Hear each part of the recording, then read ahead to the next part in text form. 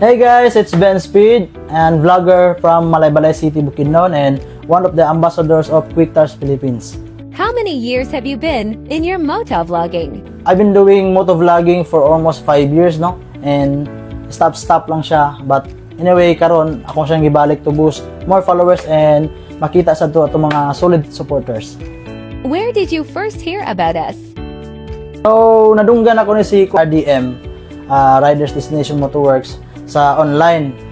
Murag na-interested ko sa iya ang kuan kay since gusto ko magpailis ako ang kuan LED sa akong motor nga si Yamaha MT-03 Black Raven. Gusto ko ilisan ang ako ang LED lights.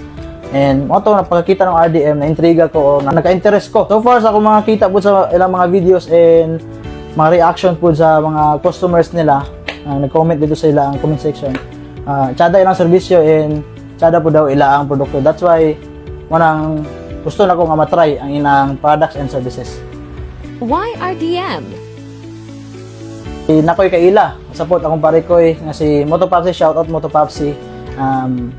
Nga na sa kuha nga, why not kung dito ka magpakuan, taod og suga sa RDM. So gi-recommend ko niya dire, that's why nako dire karon sa RDM. What are your biggest challenges during your endurance rides? So far sa akong kuan, previous ako napilan the Parak Endurance sa kuan, Tagum City.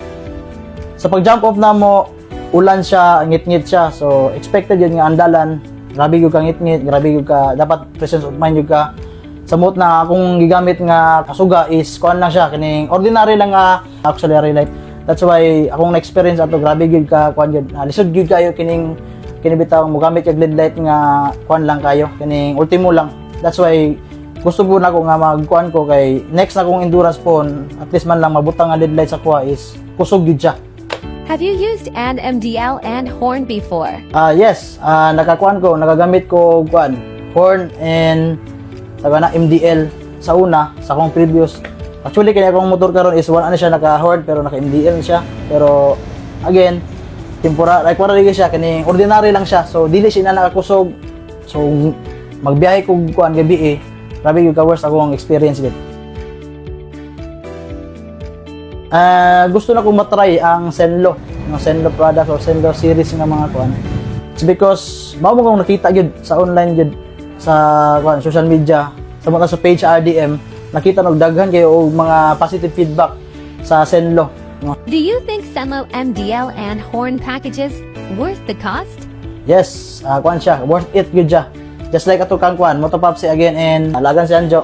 Nakita na ko nila mga videos atong gipasigan nila ang Zenlo, mga Zenlo LED lights sa gabi grabe yung kuan ngit-ngit yun. Tsara yun siya kay in terms sa kuan, baga ka iyang siga, wide pa yun ang iyang siga. So asa in the rider mo na yung pinaka-importante yun nga, wide yun ang siga, then dili bungkag ba. As a motovlogger, Indo rider, why MDL and horn important? Asa na Indo rider no? At for more than 4 years na ko sa Indo rider. Para sa kuha, ang deadlights good, importante gud kayo.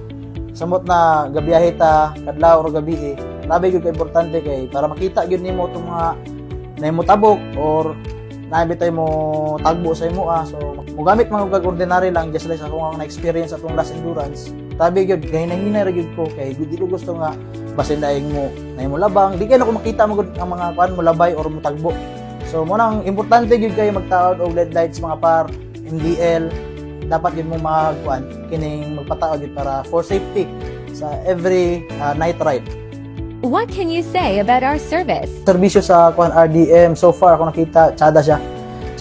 It's because mabiabihon mga tao, ma-assist gyud ka and sa ila apong quality pud sa ila ang mga products, quality and services pulido gyud kay ilang kuan. Samot na ilang mga technician pulido kay mo trabaho. So why ka ba gyud diri sa RDM guys? So kung gusto mo magpataod ani na mo sa RDM. Was your expectation met?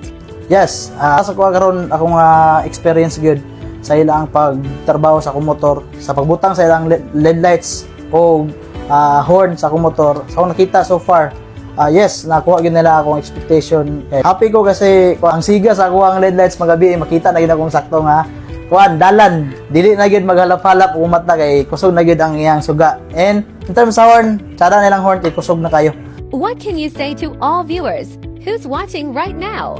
To all viewers, to all followers and supporters and followers sa page sa RDM and sa mga nag-inquire aning RDM or sa mga gusto magpataod og LED light sa ilang mga motor, kindly visit their page sa mga gusto mag-inquire and ani mo diri sa shop nila. So ang shop nila is located sa Bulwa, Cagayan de Oro City beside Mitsubishi. So sa mga gusto og quality and product services, visit na mo sa RDM. So that's all mga par. Thank you RDM. Be bright, be safe. Let's go.